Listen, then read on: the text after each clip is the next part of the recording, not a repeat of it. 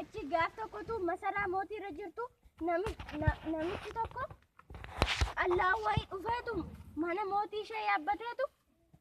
inni mootii maal godhe isheetiin fooqi irraa gadi darbate isheen mootii du'a hamaa duutee achubaanin dhume amma immoo lallaba koo garbiraattiin fufaa lallabni koo garbiraa mootii waa'ee Daani'eelidha. Daani'eel waaqayyo nama nachuu yeroo hundan kadhata inni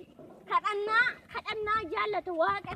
guyyaa al sadii kadhata ganama guyyaa halkan kadhata kanaafuu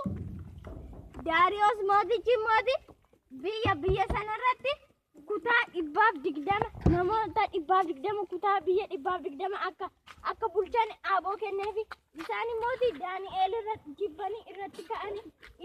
inni mootii Daariyoositti man ani sanii kana mootii gochuuf kee maaltu akkasuma jalaa godhedhe Daariyoos mootii boolla leencaatti gadi darbate achi ergamaa waaqayyo immoo dafee afaan leencaa dhufe achi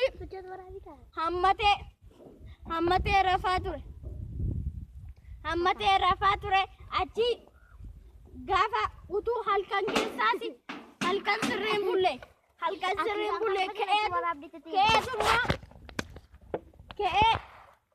ka'ee ganama bariidhaan ka'ee gaafa boolla leencaatti fi Daani'eel ennaan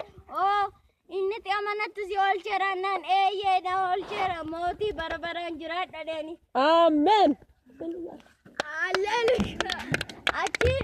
sanaan booda mootii utuullee achi mootii innoo boolla leencaa keessaa baasanii finyoodhaan qotatanii gaafallee warra